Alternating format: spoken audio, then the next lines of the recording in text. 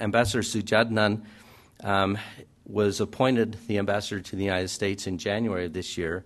But prior to that, he's had a distinguished career in the Department of Foreign Affairs of Indonesia. He was Secretary General in the Department of Foreign Affairs before coming to Washington, D.C., and there he worked with ASEAN, he worked with the Non-Proliferation Treaty, he worked with the Asia-Africa Summit. He has also served as ambassador to Australia and Vanuatu, and as Director for International Organizations in the Department of Foreign Affairs. He's also served the Indonesian government in the permanent mission to New York and also in Geneva and Vienna. He is married to Nunung Kocorawati, and they have 3 children and a 10-month-old grandson in Indonesia who they hope to go back and visit in a few months. He has a degree in international relations from Gadjah Mada University and has also studied at Columbia University in their master's program of international and public affairs. We're grateful to have the ambassador here with us, and we look forward to hearing his remarks. Thank you.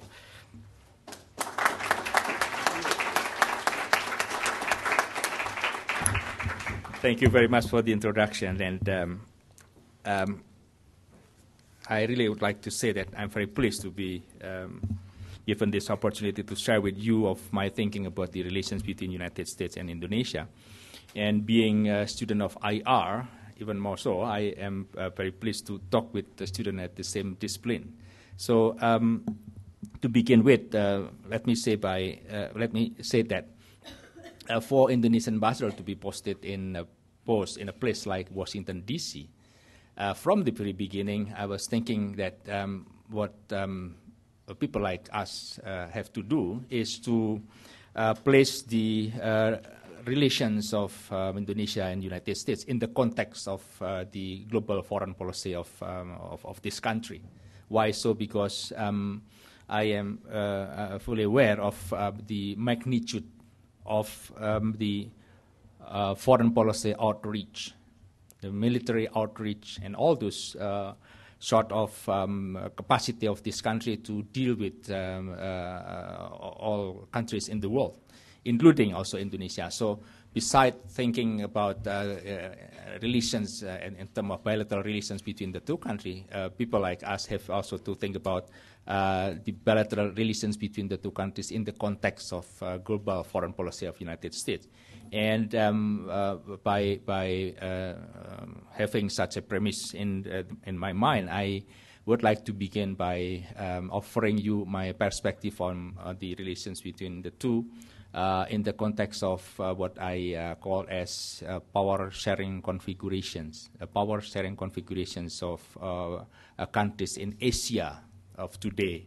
Why am I talking about power sharing configurations? Because speaking in front of international relations student, the word power is always, I think, have in the mind of people like you all. And in terms of talking about the power sharing configuration in Asia, whether we like it or not, we might see that there is a new emerging extraordinary phenomena. I call it phenomena because it is indeed an extraordinary phenomena because by talking about this country, China. Everyone who are trying to make an analysis of what is going on in this very particular part of the world, then whether we like or whether he or she like it or not, he has to talk about China. China today is a China that we consider it as a major player in not only in this particular part of the world, but also at the global level. So the relations between these two countries, for instance, only within these last few years, we are struck by the fact that in 2005, for instance, the trade deficit, the trade figure, the United States has experienced the deficit of a trade deficit around 202 billion US dollar. So this is indeed a phenomena that should be observed by people like us, by people who works for the purpose of pursuing the interests of this country in this context of these relations. Only in terms of trade, we now can think about what Indonesia can do to enter into the in these relations only in terms of trade. Trade is one of the important part of relations between big countries like that. And when I can probably get back into what I said as a power sharing configuration in here, the establishment of a international community with the membership of countries in these regions also need to be seen as part of the effort, not only by countries in this particular region, but because of what I said as the foreign policy outreach of this country in this region. This also should be seen in this context of building the good relations among countries in this region. And in this particular issue of power sharing configuration in terms of building a community, in a community of nations in this region with the involvement of United States, I would like to offer you with the also new phenomena that I think it cannot be imagined to take place, say, for instance, 10 years ago. That is the relations between United States and India, for instance. Only recently, United States government has signed an agreement with India, an agreement that is called India or United States-India Strategic Partnership. What is it all about? Strategic partnership between a country like this, which from the perspective of proliferations of nuclear weapons, for instance, this is the number one proliferator. That proliferate nuclear weapons, it produce, it acquire, it develop in such a way that it run the nuclear program beyond what we adhere, what we all, and almost universally adhere to a treaty that called as Non-Proliferation Treaty of Nuclear Weapons. This country, and Israel and Pakistan, are three countries that are not parties. You can imagine, so 3 countries out of 192 countries in the world that do not adhere, that do not become the party to Non-Proliferation Treaty. And in the past, when they exploded their first nuclear explosions in 1974 and also 1998, this country is the number one actor in the international arena who condemned the explosions of this nuclear explosive device exploded by India, and the relations between this country and the Western world in here and also here, and with Australia was very sour, extremely sour. Everybody said that look at this proliferator.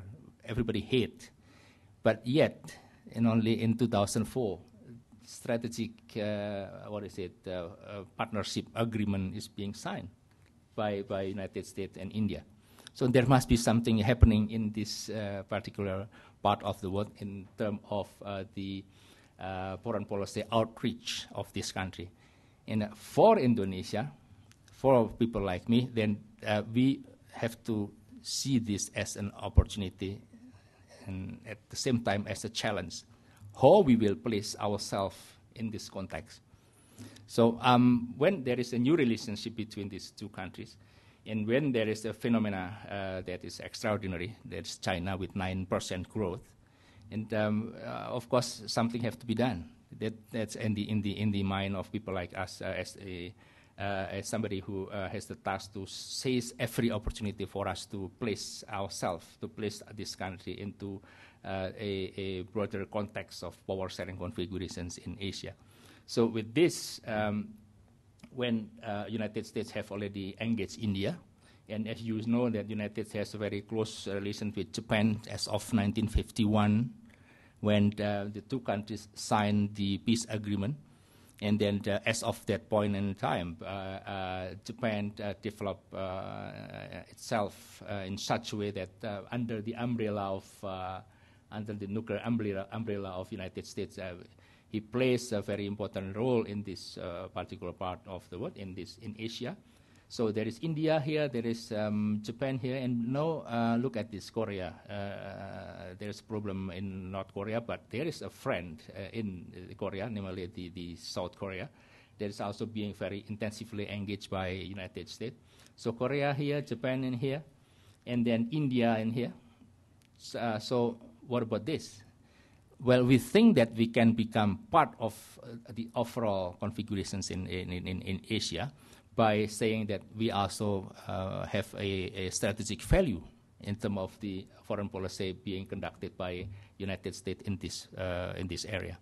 So by saying that the newly emerging power sharing configurations in here that have to be managed by a country in the region, then this country consider that it also has a role to play. And the role to play in the context of building relations with this country in relations with the global outreach of foreign policy of this country in this region. So we consider that there is opportunity for us to enter into this global outreach of foreign policy in here, seeing China and India and all those countries in here. So this is the first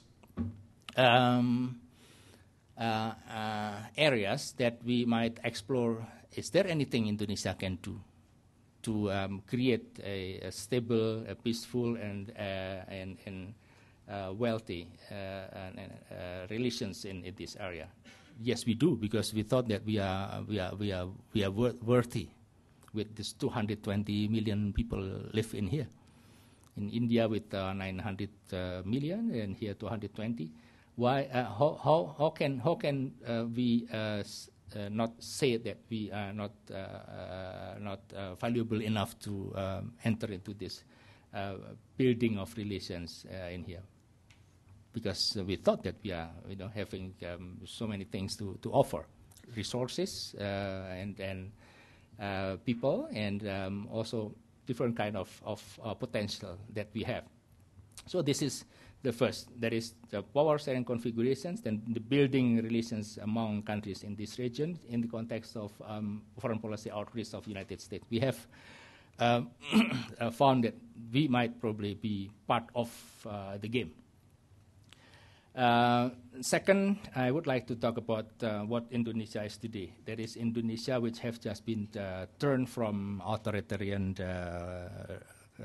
from a country that is governed by authoritarian regime to become a country that is governed by by democracy.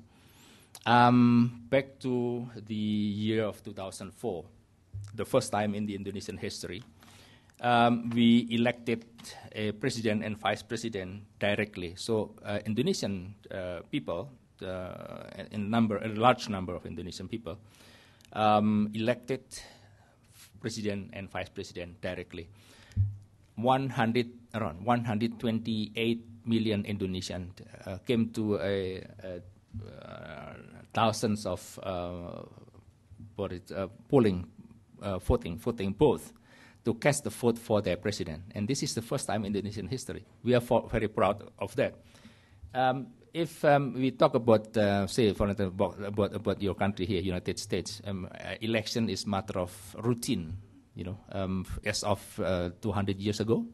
But for Indonesia, it's only probably around 40 to 45 times that we conducted election. And only within this last 5 years that election in Indonesia has been conducted freely. Everybody has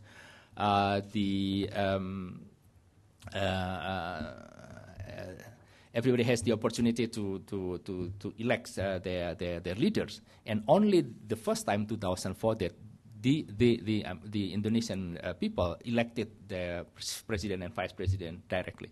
So with all the the physical, the geographical hurdle, like that Indonesia is covered by some 70% of its territory by sea, with all the difficulties that we have being faced in terms of communications between and among the islands. conducted a direct elections that involve 128 million people is something that we are proud about. But not only that, in the context of our relations with other democracy, I don't know whether you learn about the concept of democratic peace. We thought that we are entering into a community of democracy, and where we can pursue the objective of establishing peace in the world by adhering the concept of democratic peace. And we think that we are now at the level playing field with this big country of United States, because this new democracy has been turning itself successfully from authoritarian to this new setup of our governmental system at the same level of democracy with other democracies. So we thought that we might become a friend because of the ideals of being part of the community of democracy in the world. So this is the second opportunity that we thought, by exploiting the value of democracy, we can work closely with other democracies, and one of them is the United States. Let me now turn to the third. I might say, strategic point in the relation between the two countries. The first is power sharing configuration in Asia, second is democracy, and the third is combating terrorism. You might be went through a different kind of news report written by article written by a reporter in the United States about the bombing that occurred in Indonesia. Until today, from the year 2000, we've been experiencing 6 or 7 bombs explosion, and one of them that occurred in Bali. Bali is located in here. That says around 200 tall, 200 dead, 200 life in here. And in Jakarta, in front of Hotel Marriott, and also in front of the Australian Embassy.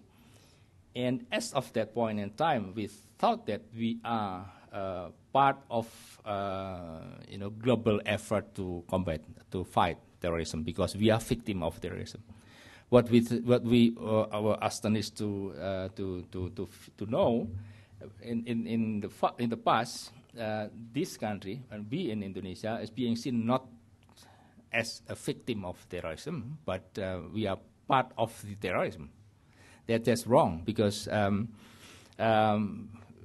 we have experienced such a tragic incident in different places in Indonesia, that the victim, the number of the victim, probably as big as American citizens that is killed in one short incident in 11 September 2001. With the number of the people that's being killed, and with the similarity of the operations of those terrorist groups that operate in Indonesia and also in the United States, we thought that we have a link to work together closely to fight against terrorism. Not only in terms of dealing with the ring, the terrorism ring, but also in terms of developing the peaceful mindset of Indonesians, not to be influenced by the radicals groups who thinks that fighting others, killing others is a way to get into heaven. In Indonesia, there has never been a philosophy, there has never been a belief in the past that killing others as a way to get to heaven is legal. And I thought this is a shared perception and even shared value that we are very firmly believe, also being shared by people of the United States, that to fight against injustice, to fight against anything that we really have to fight, we do not need to kill ourselves and kill other people. And this is what I think become one of the concern of people in Indonesia, that within these last few years there has been an influence that there has been a persuasions that are promoted by people from other part of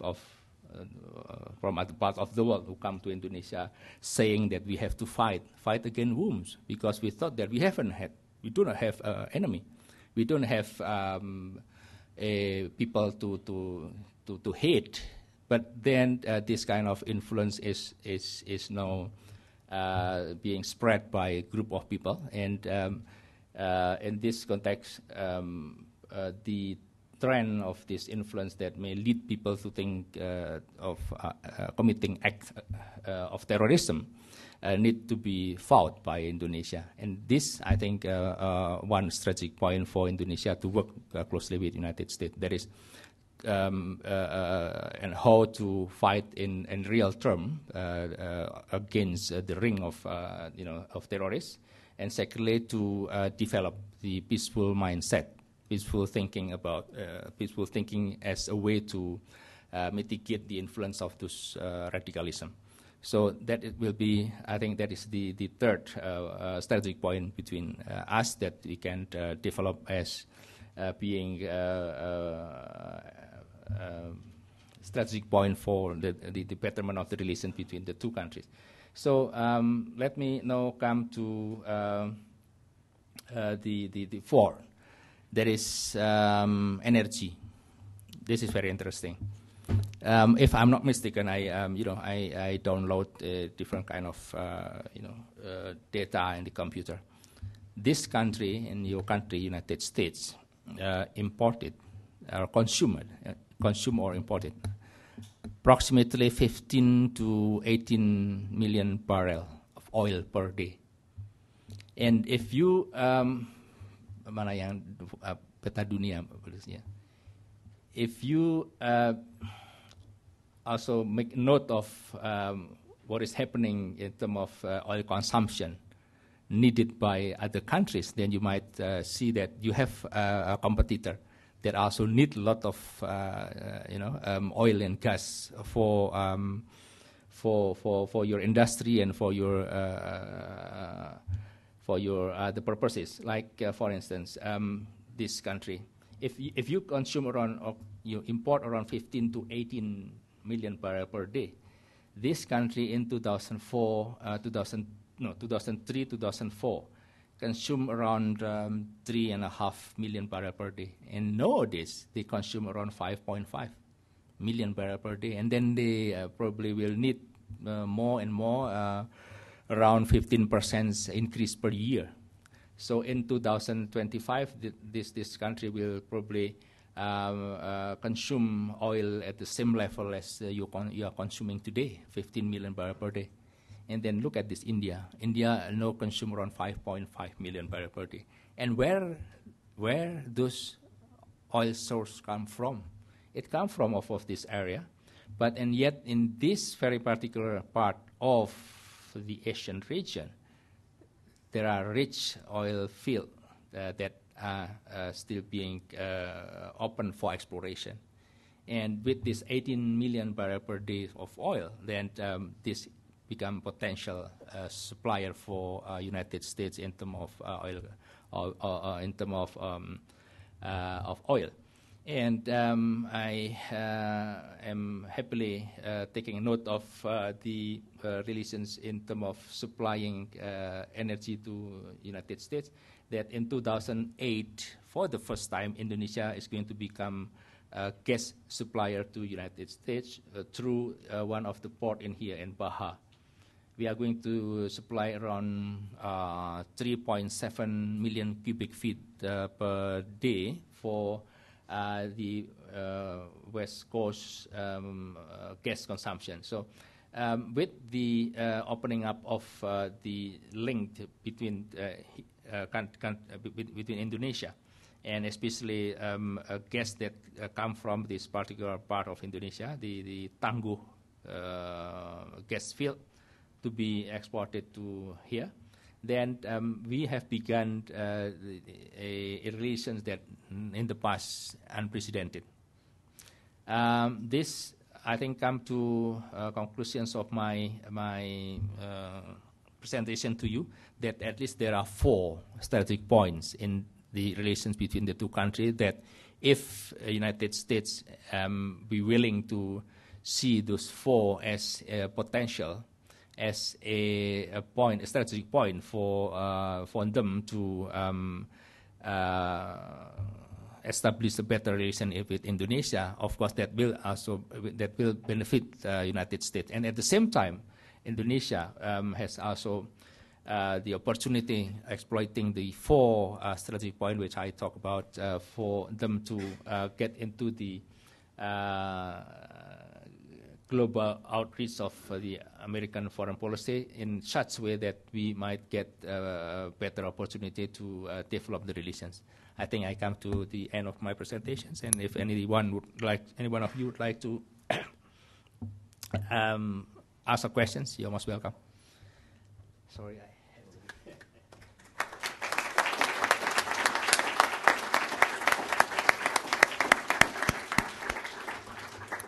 So we have the wireless mic, and the ambassador has agreed to take a few questions. If you have any questions, please raise your hand, and we'll bring the mic to you. Professor Heyer.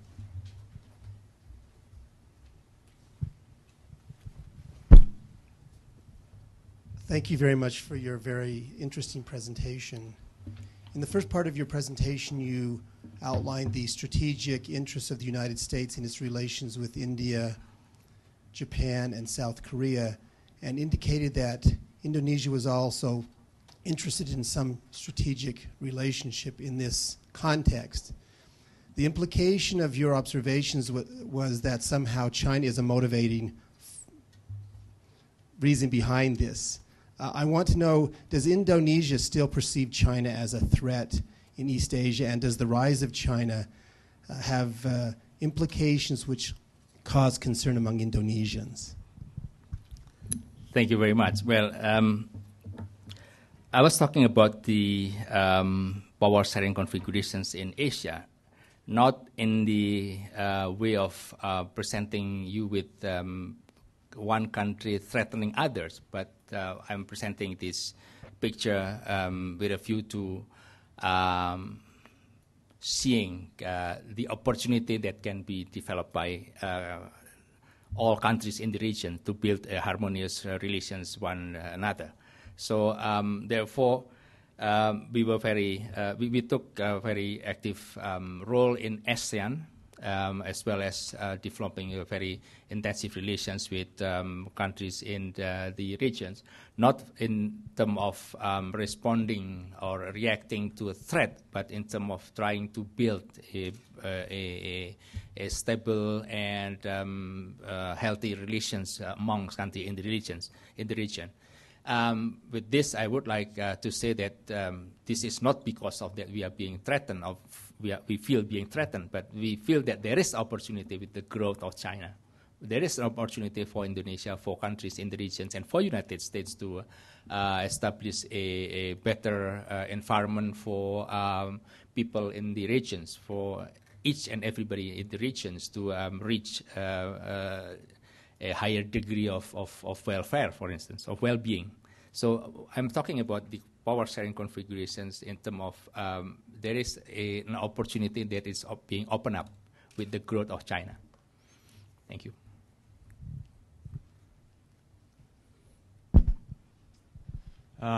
Again, not necessarily perceiving China as a threat, Please. but as potentially a hegemonic power in East Asia in the future.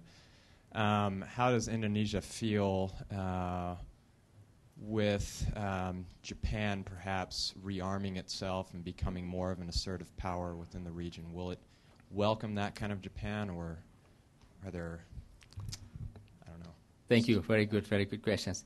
Well, you may recall that in 1951, the United States has signed a peace agreement with Japan that prohibits Japan to allocate their military budget beyond 1% of their national budgets. And until today, that particular agreement is still in force. So with the growing of China, I noticed that there is a growing feeling of animosity in terms of in Japan about these new situations. But I don't want to speculate that by seeing China growing, then there is a need for Japan to fight. But there is certainly a need for Japan, together with other countries in the regions, to balance, to counterbalance the growth.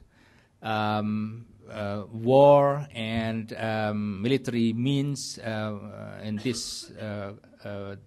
today's context is not the only means to find resolutions in terms of conflict between two countries. And with this perception, with this basic premise, I don't see that, well, at least I haven't seen that Japan will exploit military means for Japan to counterbalance the growing of China. So I don't think that they will use this. Besides, of course, the fact that exploiting military means will cost, the cost that is going to be borne by the countries that enter into conflict is extremely high.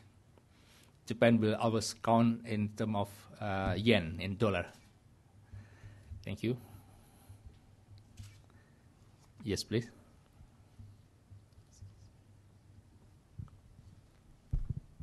Ambassador, you mentioned that Indonesia doesn't really have any reason for hatred for any other country or anything like that.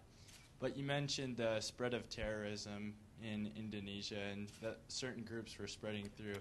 My questions are, how are these terrorist groups spreading their influence, and what is Indonesia doing to stop these groups from spreading throughout the country? Thank you very much. Talking about how to contain the persuasions by those radicals group is talking about how Indonesian Muslims live in Indonesia. And for that, I would like to tell you that in Indonesia there are two big Muslim organizations that called Muhammadiyah and Nahdlatul Ulama. These two big organizations, one of them is Nahdlatul Ulama, it has, or at least it claims to have around 45 million followers. And Muhammadiyah has around 35 million followers. And these two Muslim organizations very sternly promoting the ideals of Islam for Indonesians, not Islam for a global community, Islam for Indonesia. Because in the way of implementing the principles of religions and the teaching of religions, followers of the two organizations strongly adhere into the ideals of preserving the culture, the social and cultural values of their day-to-day life inherited by their ancestors. So while they are implementing religions, while they are Muslim, at the same time they are strongly adhere into the ideals of preserving the culture and the tradition that is inherited from their ancestors. Therefore, the people that are members of these two organizations always try to preserve the value of their culture while implementing the religions. With this, I believe that they can withstand the persuasions by this radical group who consider that religions is to be implemented in one single way, without necessarily consider culture and values, social and values culture. as a basis for implementation of the legislation. So with this, only with these two organizations, we are